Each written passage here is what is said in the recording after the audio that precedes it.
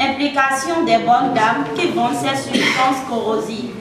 Implication des importateurs. Cet atelier de réflexion organisé par l'ONG BUB12 en lien avec ses partenaires techniques et financiers, la chaîne de l'espoir et l'Agence française de développement représente une étape décisive dans la lutte contre les dangers posés par les substances corrosives. Avec l'augmentation alarmante des cas d'incidents causés par ces produits qui sont entre autres les acides, les pesticides, l'eau de javel et les potasses alimentaires, il est impératif d'adopter des mesures robustes pour assurer la sécurité des utilisateurs et des enfants dans les ménages. L'atelier a rassemblé non seulement les acteurs de la santé au Bénin, mais aussi des artisans pour réfléchir sur les enjeux, les défis et les perspectives pour la sécurisation de l'utilisation des substances corrosives.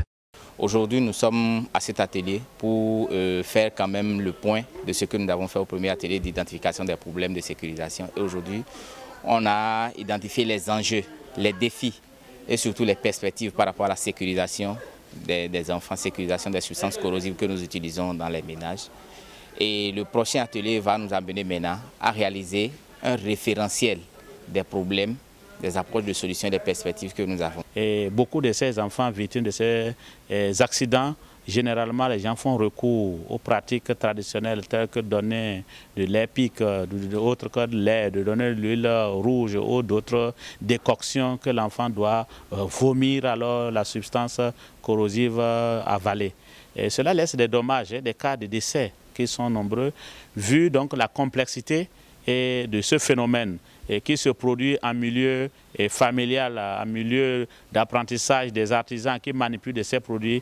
Donc il faut dans une approche participative, donc réunir les différents acteurs qui sont impliqués à un niveau ou à un autre donc dans la chaîne d'utilisation, de transport, de conservation, de vente ou de commercialisation de ces produits, de s'asseoir pour trouver quelles sont les approches de solutions qui vont nous permettre de sécuriser les enfants davantage. Réunis ce mercredi 10 juillet à la maison d'accueil Sainte-Anne-Marite d'Abomey-Calavi, les participants ont également souligné la nécessité urgente de renforcer la réglementation et les normes de sécurité, ainsi que d'améliorer la formation et la sensibilisation, même des enfants. Après cet atelier, nous n'allons pas croiser les bras, nous allons continuer par soutenir, par accompagner vraiment cette lutte, étant donné que le ministère de la Santé a une partition à faire dans ce domaine-là. J'ai beaucoup apprécié l'atelier, surtout j'ai partagé avec d'autres collègues.